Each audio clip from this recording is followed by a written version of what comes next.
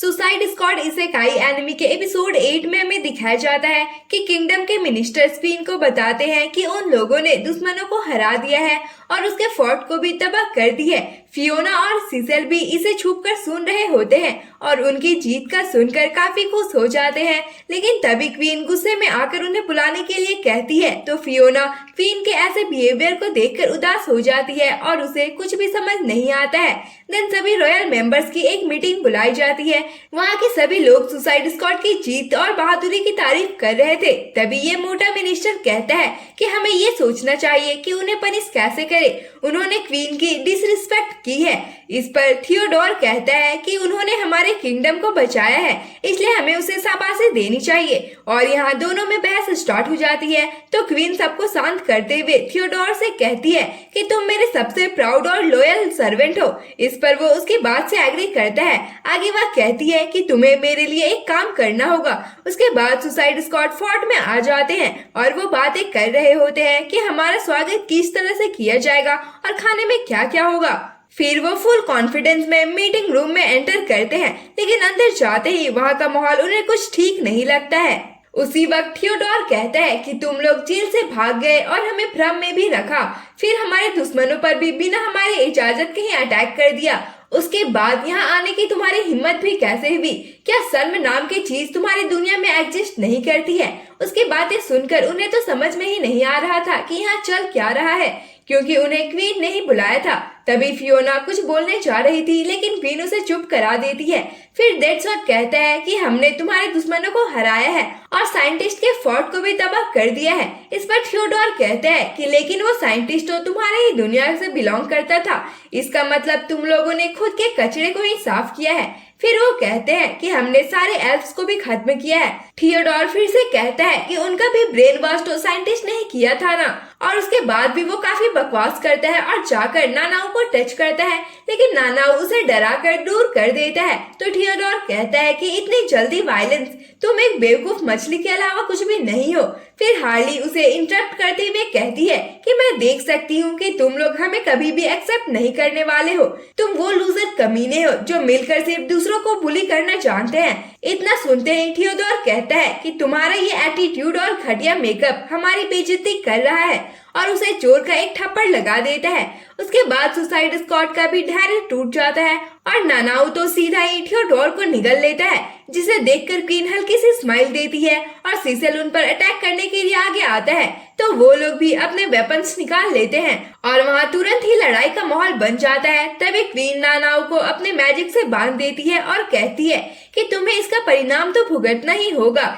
यहाँ हार्ली को समझ आ जाता है कि ये सारी प्लानिंग क्वीन की ही थी, जिसमें बेचारा थियोडोर तो बस एक मोहरा बनकर रह गया। लेकिन क्वीन इस बात को मानने से मना कर देती है और साथ ही उन सबको मारने के ऑर्डर्स भी दे देती है। तो सीसेल उनका विरोध करता है और फियोना भी क्वीन की तरफ आस भरी नजरों से देखने लगती है।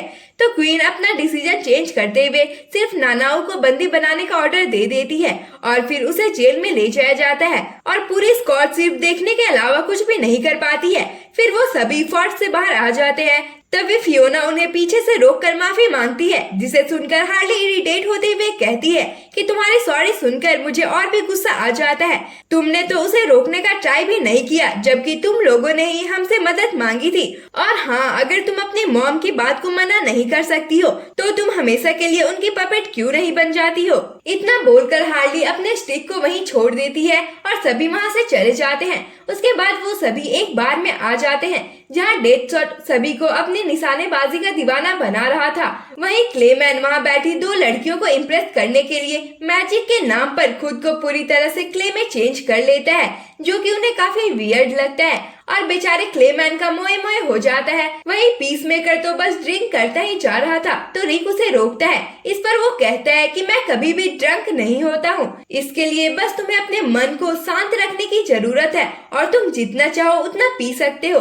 फिर हार्ली भी उन्हें ज्वाइन करती है और वो भी बस ड्रिंक करते ही जा रही थी। रिक उसे भी टोकता है तो वह कहती है कि ये पीने का सबसे सही वक्त है और एक स्टोन को उछालने लगती है। उसे देखकर रिक स्टोन के बारे में पूछता है तो वह कहती है कि इसे मैंने फोर्ट से निकलते समय रिटायरमेंट गिफ्ट समझकर अपने पास रख लिया था।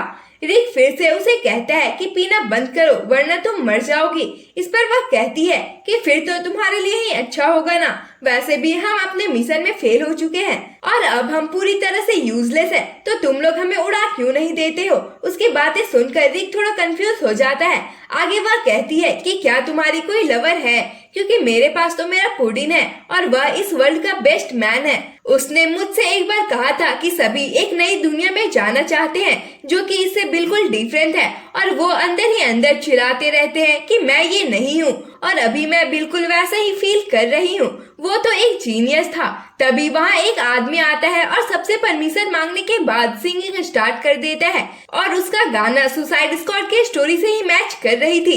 तभी हार्ली उसके पास जाकर कहती है कि गाना बंद करो, ये नशे में धुत लोगों का एक ग्रुप है जिसे किंगडम से निकाल दिया गया है, हम हीरोज नहीं बल्कि क्रिमिनल्स हैं। यह सुनकर वह सिंगर माफी मांगते हुए गाने के बारे में बताने लगता है, तो डेडशॉट भी उसे गाने से मना कर देता है, लेकिन क्लेमैन उसे गाना कंटिन्यू रखने के लिए कहता है, और जब वो फिर से गाना गाने के लिए जा ही रहा होता है तभी डेडशॉट उसे एक वाइन की बोतल दे मारता है, जिससे डेडशॉट और क्लेमैन के बीच में लड़ाई शुरू हो जाती है और वो वहाँ तोड़फोड़ मचाने लगते हैं। तभी वो सिंगर पीसमेकर के पास आकर उन्हें रोकने के लिए कहता है, लेकिन पीसमेकर तो उसे ही उठाकर पटक देता है और फिर डेडशॉट को भी एक जोर का पंच मारता है। फिर हार्ली पीसमेकर को एक एप्पल फेंक कर मारती है, और जब वो पूछता है कि इसे किसने फेंका तो वह क्लेमैन की तरफ इशारा कर देती है, और फिर क्या वहाँ मस्त मुक्का मुक्की स्टार्ट हो जाती है। रिक आराम से बैठकर उन्हें देख रहा होता है, तभी उसके चेहरे पर क्ले आकर लगती है और वो भी मैड होकर लड़ाई में कूद पड़ता है। फिर नेक्स्ट डे हार्ली की आँख खुलती है तो सभी को सोते हुए पाती है। फिर रिक सबको उठाता है और पोर्टल के पास जाने के लिए रेडी होने के लिए कहता है, तो डेडशॉट पूछता है कि क्या हम वापस अपनी दुनिया में जा रहे हैं, तो रिक मना करते हुए कहता है कि अभी जो भी हुआ उसके बाद हमें वापस आने का ऑर्डर मिल जाएगा, लेकिन हम बिना नानाओ के वहाँ नहीं जा सकते हैं, इसलिए अभी हम अपने बॉम्ब्स को रिसेट करने के लिए जा रहे हैं। फिर हार्ली देखती है कि आरटी को एक दोस्त मिल गया है, तो वह उसके बिना ही आगे जाने का डिसाइड करती है। रास्ते में जाते वक्त क्लेमैन कहता है कि क्या ही मजेदार इसेकाई एक्सपीरियंस था, और लास्ट में हम अपने दोस्त को बचाने वाले हैं। वाह क्या क्लाइमेक्स है। फिर डेडशॉट रिक से कहता है कि मैं कंफ्यूज हूँ, हम नानाओ को क्यों बचा रहे हैं, मुझे लगा कि हम उसके बिना ही जाने वाले हैं। इस पर रिक कहता है कि नानाओ को यहाँ छोड़ना इस वर्ल्ड के लिए प्रॉब्लम खड़ा कर सकता है। फिर थोड़ी ही देर में वो पोर्टल के पास पहुंच जाते हैं और उनका बॉम्ब भी रिसेट हो जाता है। तभी अमांडा रिक से कांटेक्ट करती है और रिक के पास वॉकी टॉकी देखकर पूरी स्क्वाड का रिएक्शन तो देखने लायक ही होता है। उसके बाद रिक अमांडा को सारी रिपोर्ट देता है और कहता है कि यहाँ से हेल्प मिल पाना पॉसिबल नहीं है। यह सुनकर अमांडा उसे तुरंत ही अपनी दुनिया में वापस आने के लिए कहती है, तो रिक नानाओं के बारे में पूछता है। इस पर अमांडा कहती है कि मैं उसे लास्ट में देख लूंगी। उसी वक्त क्लेमैन का बॉम्ब एक्टिव हो जाता है, जिसे देखकर रिक समझ जाता है कि वो सभी को मारने वाली है, और तभी क्लेमैन का बॉम्ब फट जाता है। तो रिक गुस्सा करते हुए कहता है कि इसका मतलब जब तुम लोग मुझसे सारी इंफॉर्मेशन ले लोगे तो मुझे भी मार दोगे। इस पर अमांडा कहती है कि मुझे तुम्हें मारने की जरूरत नहीं है। तभी हार्ली गुस्से में अमांडा को गाली देते हुए कहती है कि तुम बस मेरे आने तक मजे करो, फिर मैं तुम्हें सबक सिखाऊंगी। ये सब सुनकर अमांडा हार्ली के बॉम्ब को भी ब्लास्ट करने ही जा रही थी। तभी स्कॉट की नजर फोर्ट पर जाती है और उन्हें वहाँ कुछ अजीब सा लगता है, तो रिक तुरंत ही अमांडा को रोकते हुए कहता है कि हम मिशन को कंटिन्यू करेंगे। अभी फोर्ट में वॉर स्टार्ट हो गई है, तो हम उनकी हेल्प करके अपने रिलेशनशिप को अच्छा करेंगे और फिर हम अपना बेस बनाकर इस दुनिया के रिसोर्सेज का यूज कर पाएंगे। तो अमांडा उन्हें सिर्फ 24 घंटे का वक्त देते हुए कहती है कि अगर तुम फेल हो जाते हो तो सभी अपनी जान गंवा दोगे। कॉल कट होने के बाद हार्ली पूछती है कि तुमने हमें क्यों बचाया। इस पर रिक कहता है कि तुम बेशक बहुत बुरे हो, लेकिन तुमने पिछले कुछ दिनों में काफी अच्छे काम भी किए हैं। तभी अचानक से क्लेमैन खड़ा हो जाता है और सभी उसे देखकर डर जाते हैं। क्लेमैन उन्हें डरा हुआ देखकर कहता है कि मेरे किसी भी बॉडी पार्ट्स को उड़ाकर मुझे मारा नहीं जा सकता है, क्योंकि मैं अपने ब्रेन और हार्ट को कहीं भी प्लेस कर सकता हूँ। तो पीसमेकर पूछता है कि अगर तुम्हें बॉम्ब का खतरा नहीं था तो फिर तुम मिशन में साथ क्यों दे रहे थे। इस पर क्लेमैन कहता है कि जरा सोचो, बिना हीरो के ये स्टोरी कैसी होती। फिर रिक उन्हें एक मस्त सा स्पीच देते हुए जल्दी चलने के लिए कहता है। फिर सीन 2 घंटे पहले शिफ्ट होती है, जहाँ प्रिंसेस फियोना क्वीन से मिलने के लिए जाती है तो मदर और अपनी पिक्चर को फटी हुई पाती है। साथ ही उसे मिरर में क्वीन के जगह पर कोई और दिखाई देता है और यहीं पर इस पार्ट की एंडिंग भी हो जाती है। तो दोस्तों, अगर आपको ये एनिमे सीरीज पसंद आ रही है तो प्लीज हमारे चैनल को सब्सक्राइब करें और इस वीडियो को लाइक और शेयर करें। साथ ही कमेंट बॉक्स में अपना एक्सपीरियंस भी बताएं। तो मिलते हैं नेक्स्ट एपिसोड में, तब तक के लिए bye bye, tata and thanks for watching.